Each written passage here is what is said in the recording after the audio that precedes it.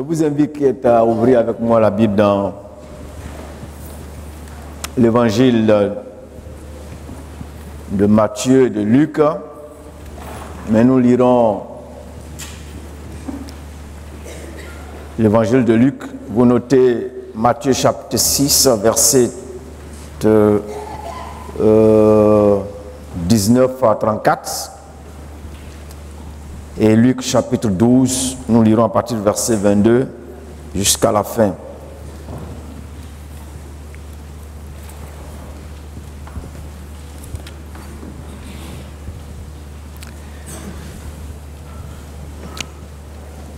Matthieu chapitre 6, verset 19 à 34 et Luc chapitre 12, verset 22 à 34 également.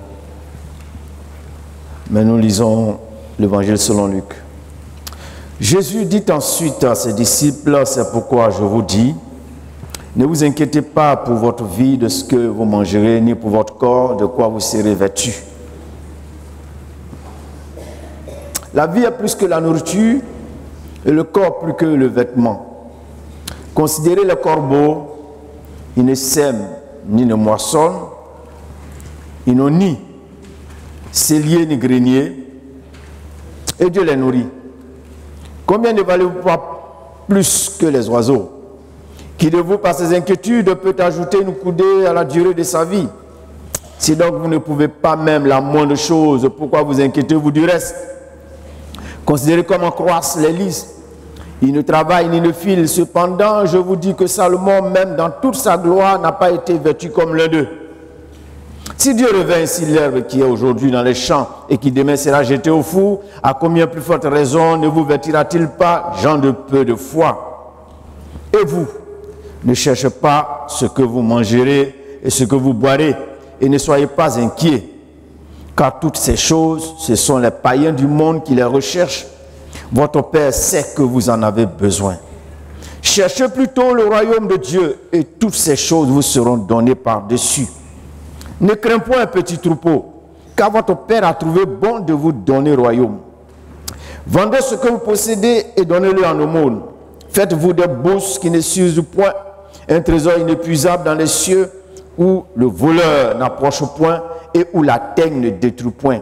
Car là où est votre trésor, là aussi sera votre cœur. Que le Seigneur nous bénisse ce matin. Je l'ai dit, le thème que je vais aborder ce matin, c'est donner la priorité à Dieu et ses intérêts secrets d'une vie comblée. Tous, nous sommes en quête d'une vie comblée. Nous recherchons cela. Mais notre problème, c'est que nous ne savons pas la voie normale et nous ne suivons pas le cheminement normal pour y aboutir. Et en tant qu'enfant de Dieu, la Bible nous dit qu'en Christ, nous sommes bénis de toutes sortes de bénédictions dans les lieux célestes. Alléluia. Donc normalement, nous sommes dans une position de bénédiction. Mais combien d'entre nous expérimentent véritablement de façon pleine et entière toute l'amplitude de la bénédiction du Seigneur? Ça, c'est une grosse interrogation. Jésus a saisi l'opportunité d'une question à lui poser par un homme, d'une doléance faite à un homme, par un homme plutôt, qui est venu le voir pour lui demander d'intervenir auprès de son frère afin qu'il puisse accepter de partager avec lui leur héritage. Et Jésus, de façon indirecte, bon, il répond un peu à la préoccupation de l'homme en partie, mais il va s'adresser plus à ses disciples. Mais dans quel contexte Jésus intervient là? Le contexte dans lequel Jésus intervient commence véritablement dans le cadre du sermon sur la montagne. Sermon sur la montagne qui commence au chapitre 5 de Matthieu pour se terminer au chapitre 7. Et c'est tout un ensemble de recommandations, tout un ensemble de sermons que Jésus a eu à donner relatives aux éléments essentiels de la vie concernant le disciple. Et Jésus donc va profiter de l'occasion pour donner des recommandations aux disciples qui étaient devant lui. Il savait que ces disciples qui étaient devant lui étaient assez régulièrement traversés par ce courant de pensée qui les amenait à s'interroger quant à leur devenir. Alors Jésus va essayer, dans cette intervention-là, d'apaiser leur angoisse, d'apaiser leurs inquiétudes, en leur donnant ces recommandations dont nous venons de lire une partie. Et c'est pour nous dire simplement que le Seigneur sait que nous sommes parfois liés à des questions existentielles, des questions qui sont des réalités que nous vivons au quotidien, auxquelles nous sommes confrontés. Il sait cela. Et il va leur donner donc des recommandations qui consistent pour eux à avoir une attitude totalement différente de ceux qui ne font pas partie du royaume de Dieu.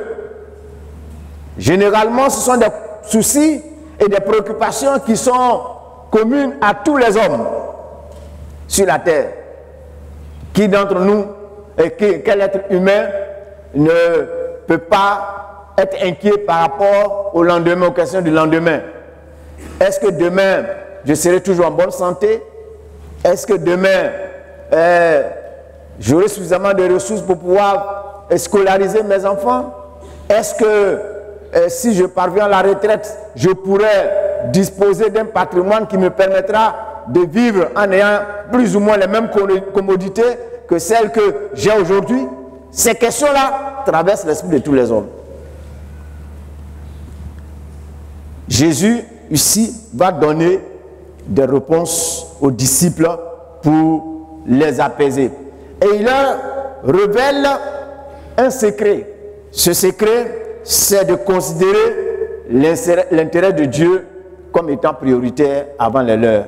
Et s'ils le font, alors ce sera le chemin tout tracé pour que leur vie soit pleinement comblée. Dans un premier temps, par rapport à mon approche vis-à-vis de ce texte, nous allons essayer de mettre en relief donc, ou mettre en exergue les réalités vécues qui préoccupent et bousculent les pensées des hommes. Je vais énumérer 3 et qui transparaissent dans le texte, parce que je ne peux pas prendre un texte et puis raconter une histoire. C'est le texte qui doit nous parler. C'est la bonne approche de la prédication. Donc, il faut que ce que je dise, vous sachiez que c'est ce que le texte dit. Alléluia. Il ne va pas chercher des formules ailleurs pour venir inventer. Alors, quels sont ces soucis-là qui transparaissent dans le texte? Le premier de ces soucis, c'est le souci de justice sociale ou de juste répartition des richesses. Au verset 13, le monsieur en question, ou bien l'homme en question vient et dit: Maître, dis à mon frère de partager avec moi notre héritage. C'était là sa préoccupation. Dis à mon frère de partager avec moi notre héritage. Donc, il craignait que son frère ne puisse le gruger dans l'affaire. Et comme Jésus est un homme juste, il vient voir Jésus qui est juste pour pouvoir intervenir afin qu'il y ait une juste répartition de leur héritage familial. Est-ce que ce n'est pas les questions parfois qui font que les familles sont divisées? Ça, c'est une des questions. La question d'héritage. Les gens sont même prêts à s'entretuer par tous les moyens. Sorcellerie, empoisonnement, armes blanches, armes à feu, coups de poing. Tout y passe. Ça met en relief la quête de justice. Justice sociale, et qui est une des plus grandes aspirations des hommes. Les hommes sont traversés par ce souci-là. L'égalité, la justice, le fait de pouvoir parvenir au poste de responsabilité, aux emplois, sans aucune forme de discrimination. Le fait de pouvoir de voir une juste répartition des dividendes régénérés par le travail de tous dans la société. Ça, c'est une question existentielle. Mais lorsqu'on examine le texte, on constate qu'un conflit donc certainement est né dans cette famille à la suite du partage de cet héritage. Un conflit est né. Généralement, le monde est traversé par des conflits à cause des questions matérielles. Parce que certains se sentent spoliés. Certains jugent qu'ils sont exclus. Alors, cela entraîne des conflits. Et ça, c'est la méthode humaine pour pouvoir régler ce genre de problèmes. Mais regardons l'attitude de cet homme. Quelle a été son attitude? On peut considérer son attitude comme étant positive. Parce qu'il a frappé à la bonne porte. Alléluia. Quand on a un problème, il faut savoir frapper à la bonne porte. Il y a des gens qui ont des problèmes et leurs problèmes ne se résolvent pas parce qu'ils ne savent pas frapper à la bonne porte. Peut-être que tu as des problèmes aujourd'hui parce que tu n'as pas su trouver la bonne personne pour résoudre ton problème. À qui expliquer ton problème? Vous savez, quand tu te trompes de personne, lorsque tu es confronté à une situation et que tu te trompes de personne vers laquelle tu te tournes, parfois cette personne a pu aggraver ton affaire et ton sort. Ça se voit. Par exemple, tu es marié, tu as des problèmes dans ton couple et tu dois trouver Agua ou bien Jeanne, qui n'est pas du tout qualifiée et qui n'a pas véritablement le potentiel en la matière. Tu t'ouvres à elle, et dès que tu t'ouvres à elle, le lendemain, tout le quartier est au courant. Tu as compliqué ton affaire parce que tu as frappé à la mauvaise porte. Mais ici, cet homme avait frappé à la bonne porte. Ça, c'est une attitude que le croyant doit avoir quand il a des problèmes, quand il a des soucis, quand il a des préoccupations d'ordre existentiel. Il faut savoir se tourner vers la bonne personne. Et la bonne personne, c'est le Seigneur Jésus-Christ. C'est le Seigneur Jésus-Christ. Le Seigneur lui-même a indiqué cela dans la parole de Dieu.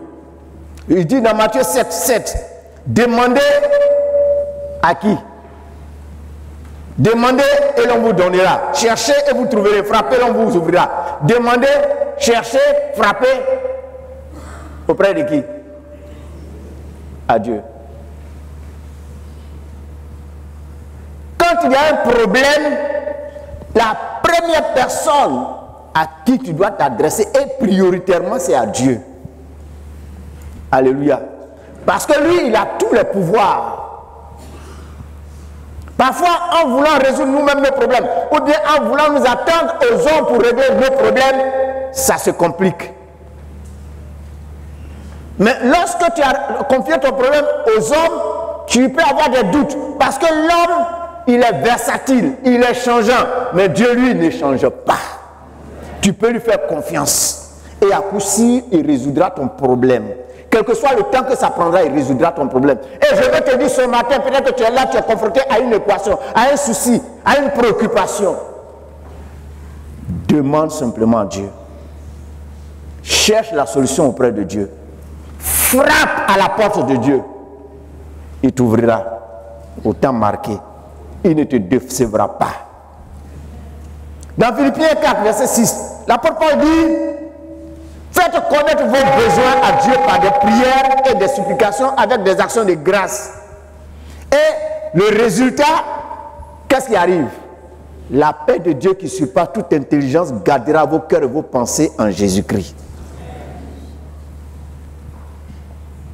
Donc cet homme est allé vers Jésus pour faire connaître son problème.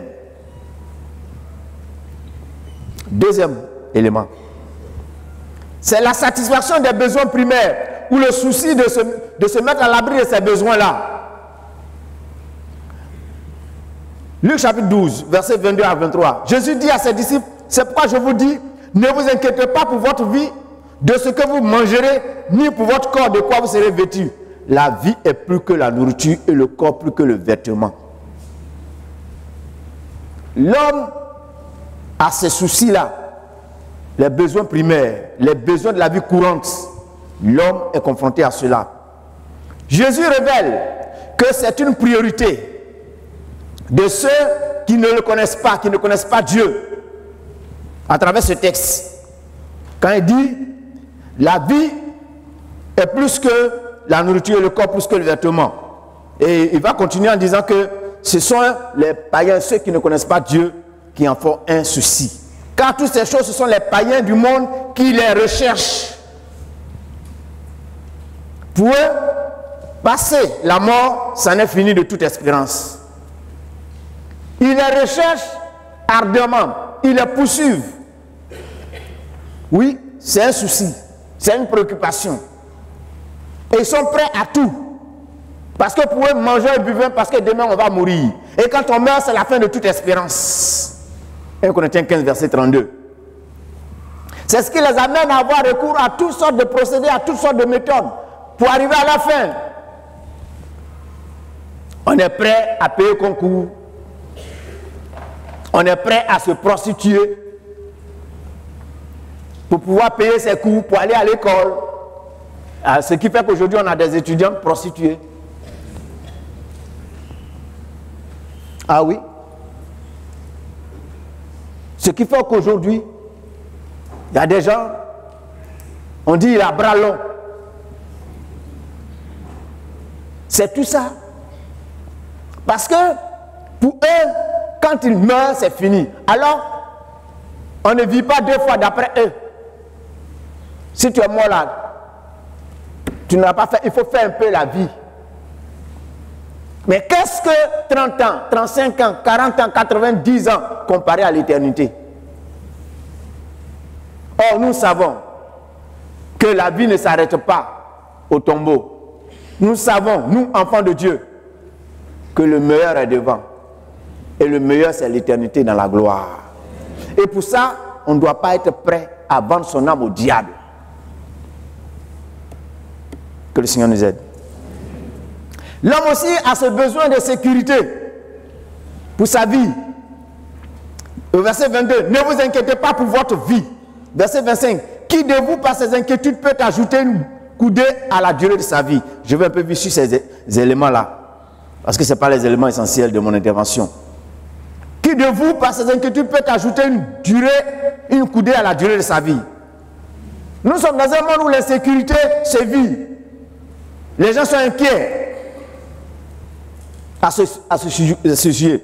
Des phénomènes de violence nouvelles font leur apparition à l'échelle mondiale. Aucun pays, aucun continent et même dans les plus petits hameaux, l'insécurité sévit. L'homme vit sous la menace de certains de ses semblables qui ont fait allégeance au diable. Oui, il y a de quoi s'en préoccuper humainement parlant. Mais pour les élus, il y a des certitudes imparables en Christ que nous rappellerons tout dans la suite. Le monde est préoccupé. Les gens sont préoccupés par leur vie. On se demande, on n'est pas en sécurité quelque part sur la terre. Ils se posent des questions. Qu'est-ce que demain sera?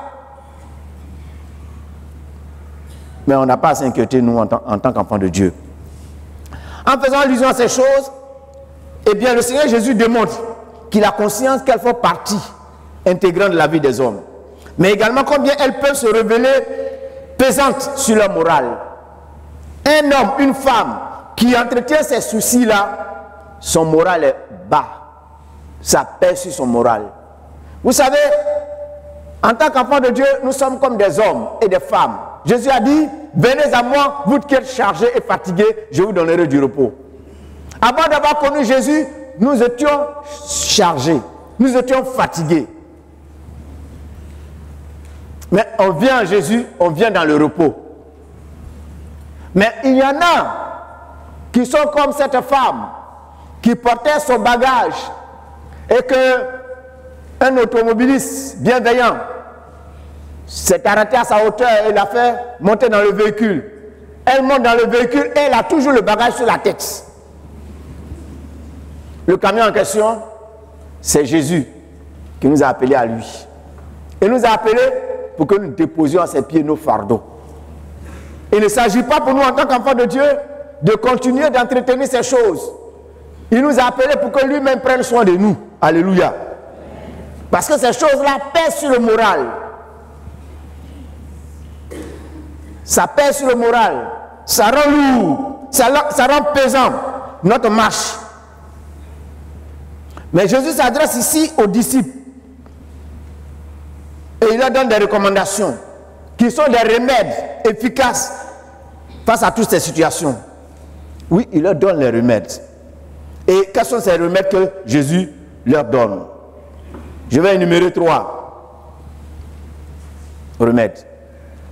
Le premier remède que Jésus recommande aux disciples, face à ces situations de la vie auxquelles nous sommes confrontés, la première chose, c'est que nous devons comprendre qu'aux yeux de Dieu, nous valons plus que les animaux et les plantes.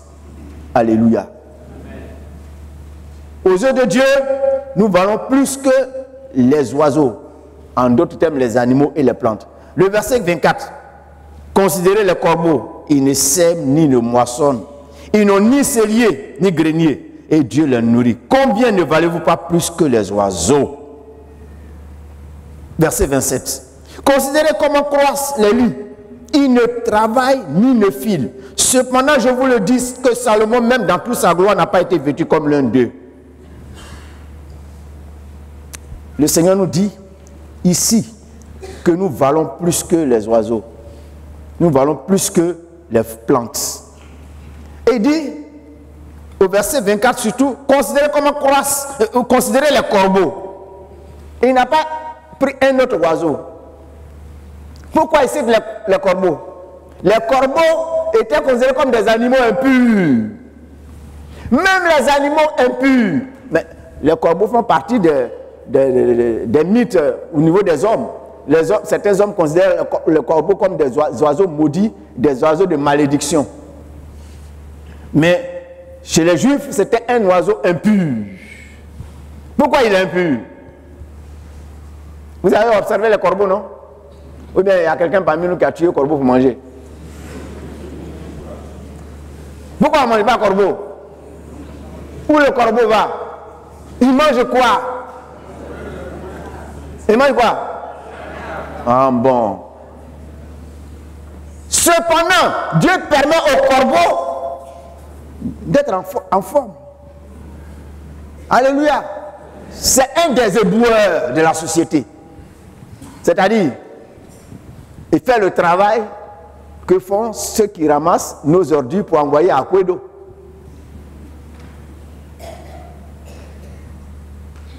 Alléluia. Dieu a permis qu'il existe dans cette optique. Et il s'en porte bien, malgré tout ce qui... Que ce soit pourri ou pas, décomposé, il prend. Lui, c'est sa vitamine. C'est comme ça Dieu a fait son système. Et il s'en porte bien.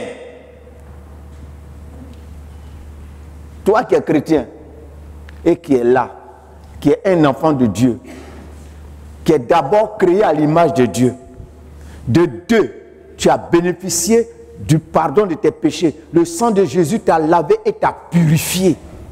Tu es élu au statut d'enfant de Dieu, citoyen du ciel, concitoyen des saints, gens de la maison de Dieu. Si tu te fais du souci donc pour ces éléments ordinaires, c'est comme si tu donnais plus de valeur. Tu disais que Dieu donnait plus de valeur au corbeau, oiseau maudit, comparé à toi. Les fleurs. Il dit, Salomon a été le roi le plus riche d'Israël. Les gens venaient de partout. Il avait l'argent. Il avait la gloire. Mais il a dit que Salomon même n'a jamais été vêtu comme une fleur, les fleurs, les lys. Quand ça pousse, que ça fait des fleurs, elles sont belles. Les hommes ne font simplement qu'imiter les couleurs des fleurs. On ne peut pas atteindre. Parce que ce que Dieu lui a créé là, l'homme n'atteindra jamais ça. Ce que Dieu a créé, c'est la perfection. L'homme ne fait qu'imiter. Même on dit les images haute définition. Mais il y a image haute définition, c'est bien, c'est propre. Mais quand tu vois, parfois tu te dis que c'est trop travaillé. C'est pas vrai? Quand tu vois grandeur nature, tu dis, mais vraiment, j'ai vu ces images haute définition, mais quand je vois même naturellement, vis-à-vis là, c'est encore plus joli. Parce que ce que Dieu lui a fait là, c'est parfait. C'est parfait. Donc, Jésus veut nous dire simplement que nous devons comprendre que nous avons plus de valeur que les animaux. Nous avons plus de valeur que les animaux et les plantes. Alléluia. Je voudrais te dire que tu as beaucoup de valeur devant Dieu. Ne te sous-estime pas. Ne te méprise pas. Ne réduis pas ce que tu es aux yeux de Dieu comparé à ta situation présente que tu vis. Alléluia. Deuxième élément. Il dit aux disciples que nous n'ajouterons rien à la durée de notre vie par nos soucis. Verset 25 à 26.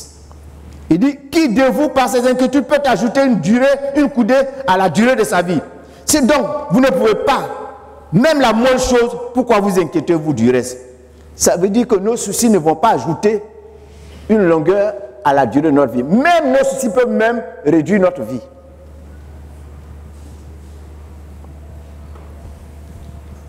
C'est-à-dire qu'il y a des gens qui meurent même de soucis. C'est-à-dire par les soucis, ils se tuent. Les soucis même sont un moyen d'extinction. Il y a des gens qui meurent de soucis, tout simplement. Par les soucis, qu'est-ce qui arrive? Qu'est-ce qui arrive? Vous connaissez maintenant? AVC, tension, hein? Dépression, les sions.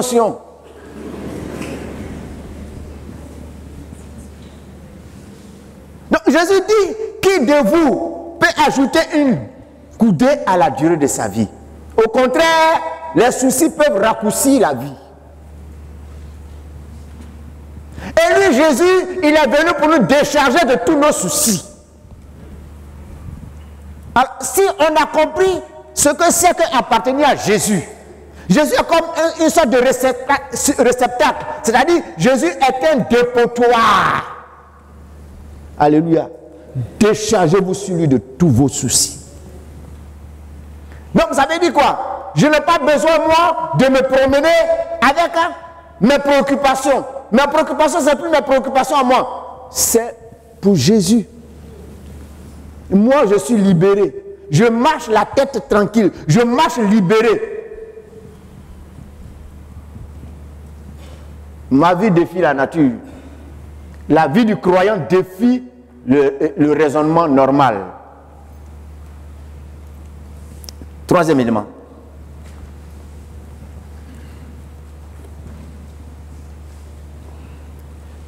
Dieu sait que nous sommes l'œuvre de ses mains, la plus précieuse à ses yeux et la plus valeureuse, créée à son image, à qui il se doit de prodiguer des soins pour la sauvegarde de sa gloire en nous. Il sait que nous en avons besoin. Alléluia. Dieu sait que nous en avons besoin. Pourquoi?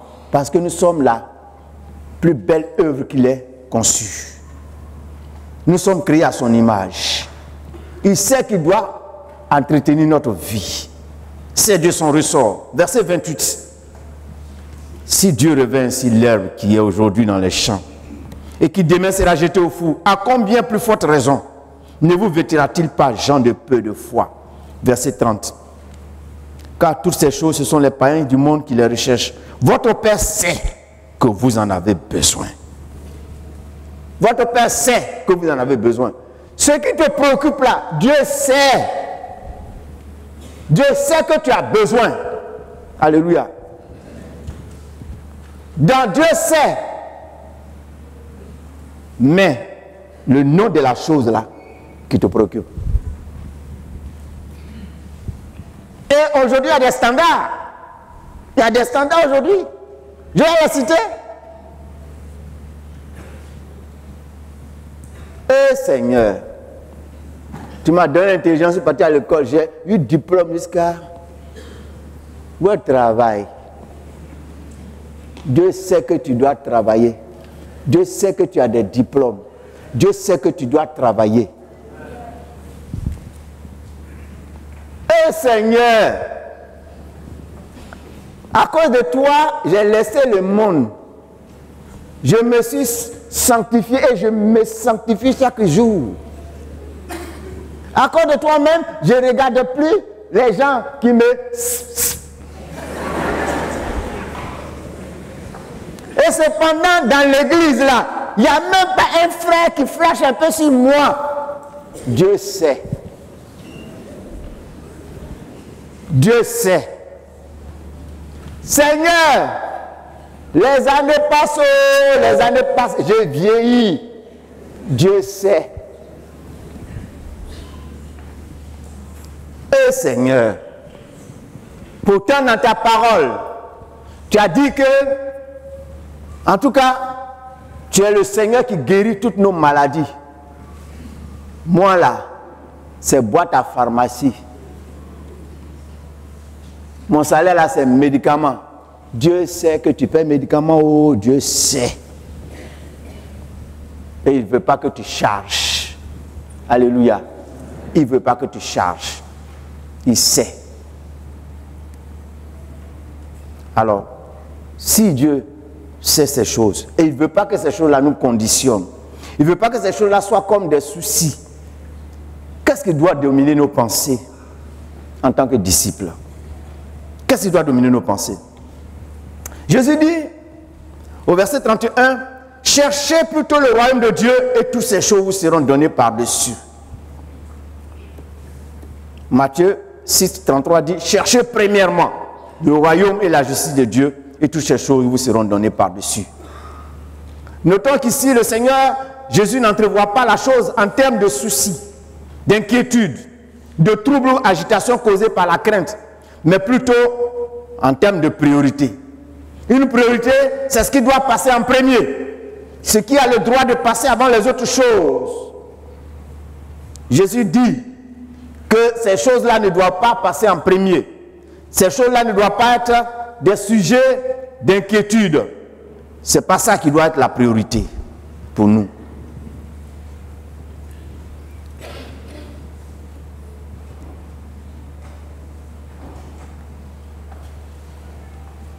Et si ce n'est pas ça qui doit être la priorité, qu'est-ce qui doit être la priorité? Qu'est-ce qui doit passer en premier chez les citoyens du royaume, les disciples du Seigneur?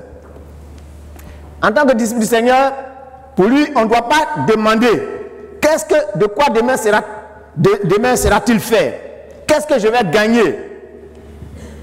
Non, ce n'est pas comme ça le disciple doit fonctionner.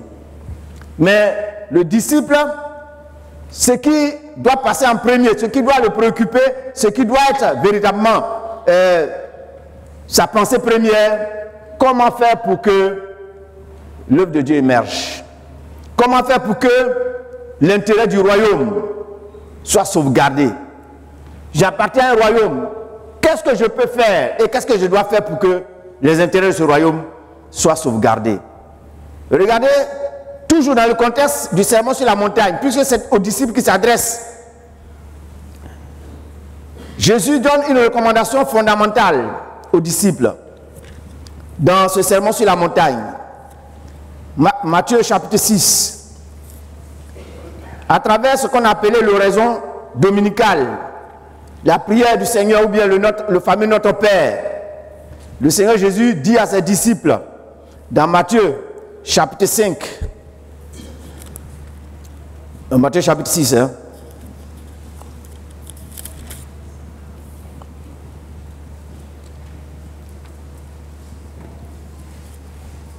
excusez-moi, j'étais dans Marc. En priant, ne multipliez pas de vaines paroles, comme les païens qui s'imaginent qu'à force de paroles, ils seront exaucés. Ne leur ressemblez pas, car votre Père sait de quoi vous avez besoin, avant que vous le lui demandiez. Voici donc comment vous devez prier. Notre Père qui est aux cieux, que ton nom soit sanctifié. Que ton règne vienne. Que ta volonté soit faite sur la terre comme au ciel. Voilà les premières demandes. En tête de liste, c'est comme si on doit prier pour Dieu lui-même, pour la sauvegarde de ses intérêts. Pourquoi est-ce que cela est en tête de liste? C'était il voulait indiquer aux disciples que leur priorité doit être vraiment de chercher à honorer le Père, à ce que le Père soit respecté, considéré, à ce que son pouvoir s'exerce effectivement sur toute la terre, en général. Et donc, ce pouvoir, cette autorité, ce nom soit honoré d'abord par nous-mêmes. Il doit s'imposer à nous, qui lui appartenons. Cela doit s'imposer à nous. Dieu apprécie que nous qui sommes censés le représenter dans ce monde, qui faisons partie de son royaume, nous puissions être de ceux qui démontrons le plus à nos semblables que nous l'aimons, que nous le craignons, que véritablement nous défendons ses idéaux. Parce que nous sommes citoyens de son royaume. Dieu aime cela. Et c'est ce qui doit être véritablement notre préoccupation. C'est ce qui doit véritablement gagner nos cœurs et prendre le dessus sur nos cœurs. Dans l'Ancien Testament, nous avons des gens qui ont vécu dans une autre période dispensatoire, mais qui étaient des hommes de Dieu, des femmes de Dieu, qui aimaient Dieu et qui avaient pour souci la défense de l'intérêt du Seigneur et qui ne voulaient pas eux-mêmes être en porte-à-faux avec les principes du Seigneur. Dans le psaume 120, verset 2, le psalmiste dit: Éternel, délivre mon âme de la lèvre mensongère, de la langue trompeuse. Parce qu'il voulait être un digne représentant du Seigneur sur cette terre des hommes. Et cela doit être notre préoccupation. Cela doit être une priorité pour nous. Si nous voulons que les gens respectent Dieu, commençons nous-mêmes par respecter Dieu. Faisons de ça notre priorité. Aujourd'hui, il y a des chrétiens qui n'ont plus ce souci de la vie de sanctification, de la crainte de Dieu, des intérêts de Dieu. Ce n'est pas ça qui est leur préoccupation. Et il y a beaucoup de prédicateurs qui ne prêchent plus le message, qui amènent les gens plutôt à s'attacher au Seigneur. Mais ils prêchent un message qui amène les gens à s'attacher au Dieu des bénédictions. Au Dieu des bénédictions. Et il s'agit de se promener dans tout Abidjan. Vous voyez des pancartes. Et tous ces pancartes-là, viens prendre ta bénédiction, ceci, cela. C'est ces concepts-là qui sont en vogue. Et les gens courent pour aller dans ces lieux. Mais cependant, quand vous voyez la vie morale, la vie éthique de ces personnes, c'est zéro.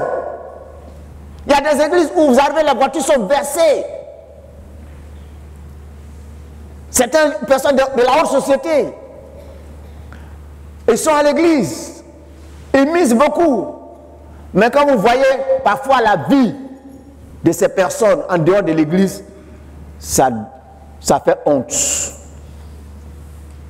Et ça n'honore pas le Seigneur. Que le Seigneur nous aide. Donc, notre priorité doit être que le nom du Seigneur soit sanctifié. Que son règne vienne dans nos vies. Que sa volonté s'impose en nous. Alléluia. Seigneur, que ta volonté s'impose. Regardez Jésus. Il était à Gethsémani, à quelques pas de la mort. Il prie. Il dit: Père, si tu voulais que cette coupe s'éloigne de moi, non pas ma volonté, mais la tienne.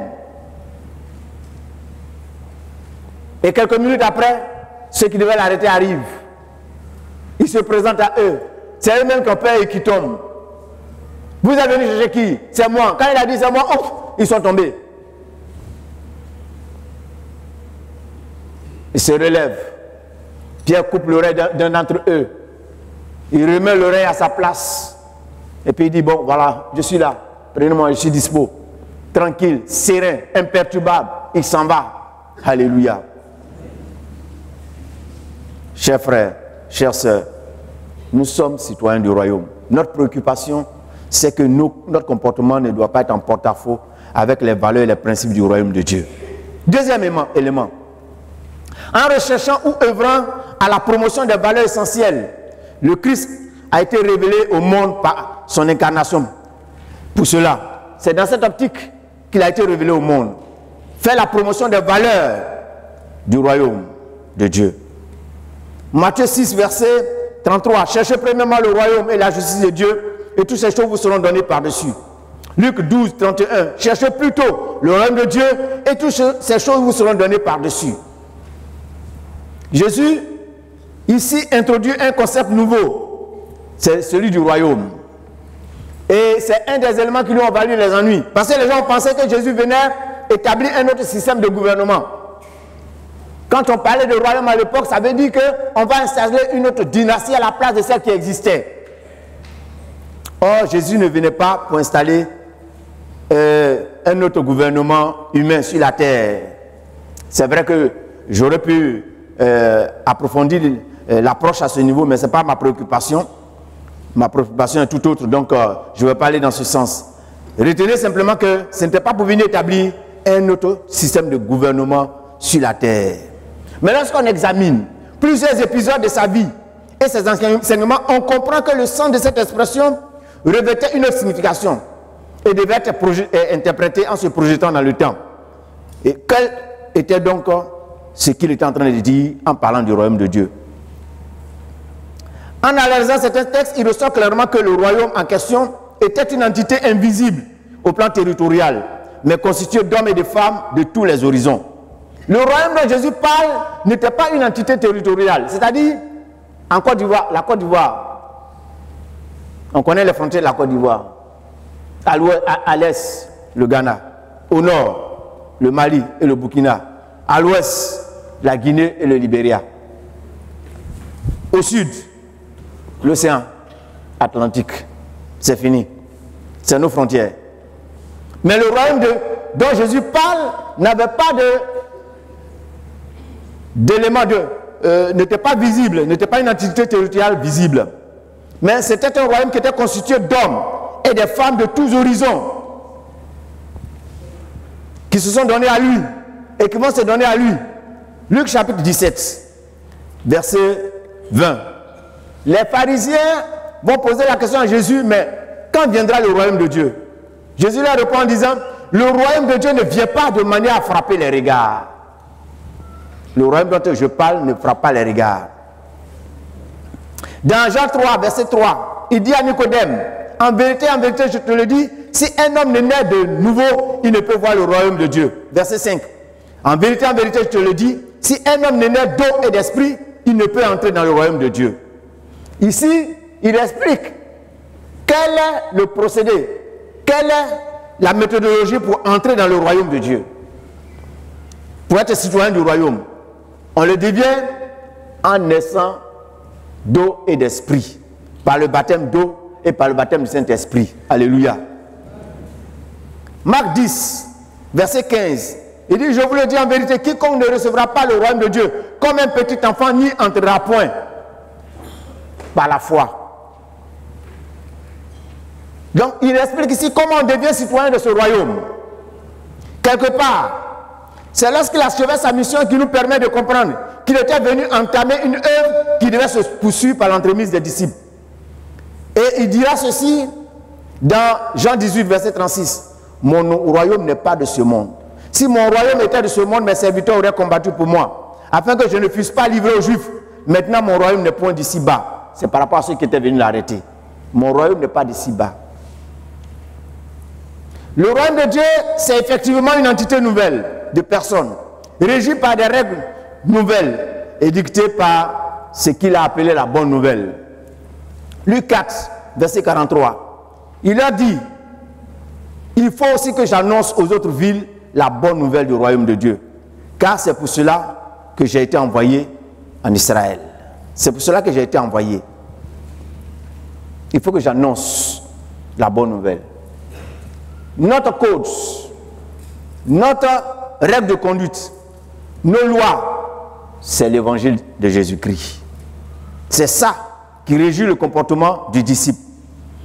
Et lorsque Jésus va instituer la scène, il dit aux disciples que c'était son dernier verre de fruits de la vigne, son dernier verre de vin. Luc chapitre 16, verset 18. Et c'est aussi son dernier repas. Donc, tout au long du ministère de Jésus, la préoccupation ou bien l'obsession de Jésus, c'était d'annoncer l'évangile, de révéler le royaume dans tous les cas de figure. C'était là sa préoccupation. Et donc, en tant que disciple du Seigneur, notre préoccupation, c'est de faire connaître le royaume de Dieu. Alléluia. Faire connaître le royaume de Dieu. Nous comporter comme des citoyens du royaume. Et c'était une obsession pour Jésus. Vous prenez par exemple l'évangile de Marc, une expression clé reçoit souvent, aussitôt. Aussitôt. C'est comme s'il n'avait pas de repos. Il courait. Dans Jean 4, verset 4, il dit, comme il fallait qu'il passât par la Samarie. Et pourquoi il fallait qu'il passât par la Samarie? Il fallait qu'il aille pour que les Samaritains se convertissent. Il était même devant le repas. Les disciples sont venus, ils le pressaient à manger. Ils ont dit non, non. Il dit non, non. Moi j'ai à manger une autre nourriture. Ma nourriture c'est de faire la volonté de mon Père. C'était ça sa préoccupation. Or, on est assis là ce matin. On est aujourd'hui au 5 janvier. C'est pas ça? 6 janvier déjà. C'est ça? 6 janvier. Il y en a qui s'interrogent. Est-ce que moi j'ai bouclé ma fin du mois? Est-ce qu'on va manger jusqu'à la fin du mois? Non pas parce qu'ils ont mal géré leur argent, mais c'est parce que l'argent est petit. C'est petit. Et comme c'est petit, il se pose des questions si ça va arriver. Mais Jésus, lui, au lieu de s'inquiéter pour la nourriture, il dit, ma nourriture, c'est de faire la volonté de mon Père. Alléluia. Dans Luc 4, verset 43, il nous a dit, il faut que j'annonce aux autres villes la bonne nouvelle du royaume de Dieu, car c'est pour cela que j'ai été envoyé. Il faut que j'annonce aux autres villes. Il ne s'est pas assis sur des succès en un certain lieu. Il fallait qu'il aille dans d'autres lieux pour annoncer la bonne nouvelle. C'est pour dire, chaque jour, face aux nouveaux défis de la vie, Dieu nous donne des opportunités de révéler ce que c'est que le royaume de Dieu à travers nos vies. Alléluia.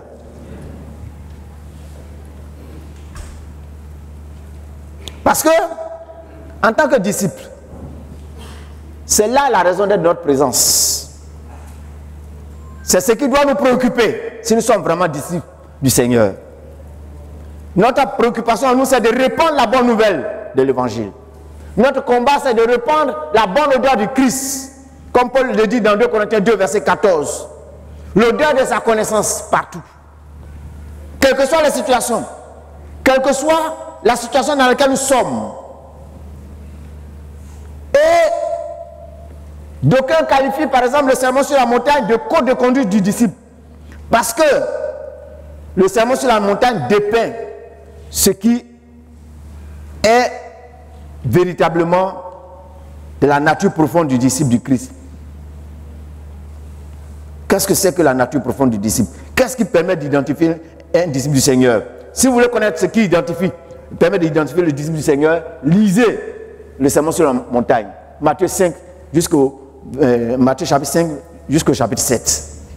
Ça concerne ce que nous devons être en tant que disciples du Seigneur.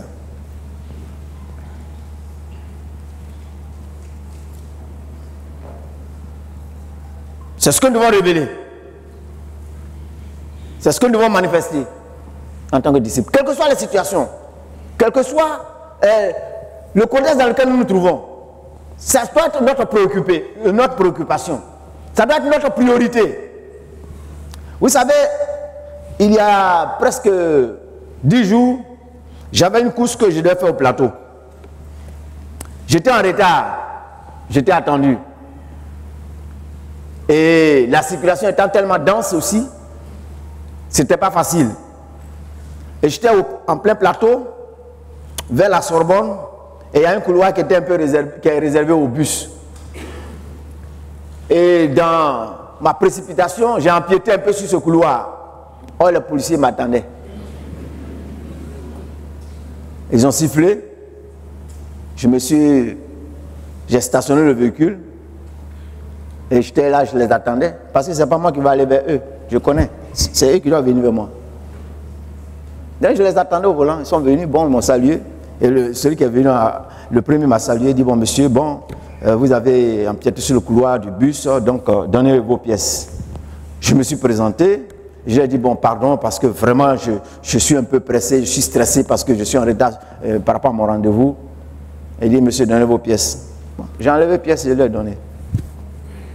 Il est allé remettre à son, je ne sais pas si c'est celui qui est tel autre côté, c'est le chef parmi eux. Celui-là est revenu vers moi. Il dit, monsieur, vous avez empiété sur le couloir du bus. Je dis, oui, je reconnais, mais je vous demande pardon parce que, bon, je suis pasteur temps, mais j'ai une contrainte, excusez-moi, je suis conscient, vous avez raison. Il dit, bon, monsieur, vous devez payer 22 000 francs à la Sotra. J'ai dit, bon, ok. Mais je vous ai expliqué que, véritablement, dans quel contexte je me trouve. J'ai dit, bon, je paie sur place. Il dit, non, vous aurez dû parler plus tôt. Ah, je vais parler plus tôt comment? On ne paie pas ça ici. J'ai dit, bon, ok. Il dit, donnez-moi vos pièces. Je lui ai donné les pièces. Il est parti. Il a fait le papillon. J'étais au volant, tranquille.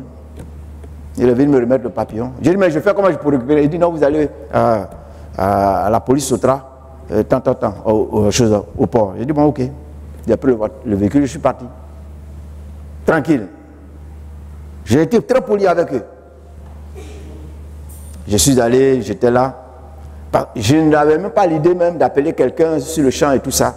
C'est quand je suis arrivé, j'ai réfléchi, j'ai dit, mais je vais appeler le diacre Nabé. Et puis je suis sorti pour appeler Nabé. Il dit, bon pasteur, vous restez tranquille. Bon, vous me faites la photocopie du papillon, et puis vous déposez en tel lieu, et puis bon, faites vos courses, il n'y a pas de problème. Donc, dans la même journée, ça passe vers l'après-midi, le diacre m'appelle pour dire, ah pasteur, j'ai récupéré vos pièces. Mais les policiers m'ont dit que bon, il y a l'autre qui m'a dit que vous ne vous êtes pas présenté. Je dis, il a menti. Si je m'étais présenté en tant que pasteur, là, il me donne mes pièces. Je dis, il a menti. Aux deux mains, chaque fois, je leur ai dit que j'étais pasteur. C'est le deuxième qui est venu me voir pour dire, ah bon, mais ce monsieur-là, il nous a semblé, il m'a paru un peu particulier. Et il m'appelle, il dit, mais pourquoi? Il dit, mais dans la même matinée, il y a des personnes, des personnalités, des responsables comme lui, qui ont fait la même faute. Mais en tout cas, ils ont vraiment déraillé sur nous. Mais lui, il est resté tranquille, particulier. Donc, quand il partait, je me suis dit, mais ce monsieur-là, mais c'est qui même? Ce monsieur-là, c'est qui? Ah, maintenant, je comprends pourquoi il a eu ce comportement. Et donc, le diacre qui m'a apporté, il a dit, pasteur, vraiment, il a rendu un très bon témoignage de vous. Hein. Il a dit que vraiment, vous êtes comporté, vous étiez poli, vous étiez calme. Non, ça l'a marqué. Je suis citoyen du royaume. Citoyen du royaume. Quelle que soit la situation, je défends une éthique. J'appartiens à une entité. Et je me dois d'avoir un comportement qui est en phase avec le code de conduite du royaume auquel j'appartiens. Et notre code de conduite, c'est l'évangile. Notre point de référence, c'est l'évangile. Nous n'avons pas d'autre point de référence. C'est pourquoi, en tant que croyants, nous devons connaître l'évangile. Nous devons savoir ce que c'est que l'évangile. Les principes du royaume sont dans l'évangile. Et face aux situations, nous devons adapter notre comportement, notre réaction proportionnellement à ce que nous recommande l'évangile du royaume. C'est ça la priorité. Si nous faisons ainsi, nous allons retirer le bénéfice. Si nous privilégions les éléments, l'intérêt du royaume, nous gagnerons. Comment le texte se termine? Le verset 31 le verset 31 d'abord. Il a dit, cherchez plutôt le royaume de Dieu et toutes ces choses vous seront données par-dessus tout. Si vous faites des priorités de Dieu vos priorités, alors le reste vous sera donné par-dessus tout. Alléluia. Dans Luc, chapitre 18, Jésus saisit l'opportunité d'une rencontre avec un chef, quelqu'un qui connaissait la loi et qui n'était pas à l'aise, malgré ça, qui n'était pas heureux. Cet homme est venu à Jésus et Jésus lui a dit de vendre tout ce qu'il possédait et de le suivre. Et il a dit que cet homme était tout triste. Jésus a relevé que cet homme n'était pas riche pour Dieu. Alléluia. Je saisis cette ce bout de phrase pour dire simplement que commençons d'abord par être riches pour Dieu. Commençons d'abord par être riches pour Dieu. Si nous sommes riches pour Dieu, ce n'est pas les richesses d'ici-bas, les richesses passagères que Dieu ne nous donnera pas. Alléluia. Nous sommes dans un monde où tout le monde fait la course au matériel. Les hommes font la course au bien-être, au bien matériel. Où les gens pleurent pour le bien-être matériel. Chers frères, nous, ce n'est pas ainsi que nous devons fonctionner. Commençons d'abord par nous soucier d'avoir les richesses du royaume. Et si nous avons ce souci, nous avons cette préoccupation, nous faisons de ça notre priorité, il n'est pas, je ne vois pas Dieu qui est notre Père, qui sait que nous en avons besoin et qui sait que nous sommes faits de chair, qui sait que nous avons du sang qui coule dans nos veines et qui sait que en tant qu'être humain, fait de chair avec des besoins physiologiques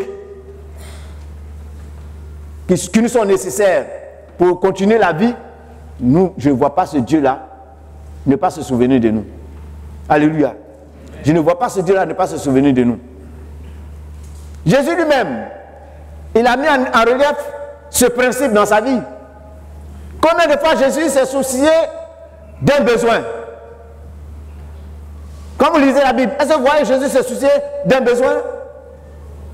D'abord, Jésus était suivi dans Luc chapitre 8 plutôt, par des femmes d'une certaine distinction. Des femmes qui faisaient partie de l'élite de la société, qui avaient des maris, qui avaient une position dans la société. Donc il y avait une certaine situation, un certain confort matériel. Ce sont elles qui suivaient Jésus et qui l'assistaient de leur bien. Alléluia. Il doit rentrer dans une ville. Dans cette ville, il fallait payer un impôt. Jésus envoie Pierre et dit va pêcher. Et tu regardes dans la bouche du poisson, tu vas trouver l'argent. Pierre va pêcher le poisson, il trouve l'argent dans la bouche du poisson. Il envoie, il paye la taxe. Chers frères, chères sœurs, je vais te dire ce matin, je vais te dire à l'entrée de 2019, Dieu sait. Dieu connaît ta situation sociale. Dieu connaît tes besoins matériels. Mais Dieu te demande ce matin de faire de lui ta priorité.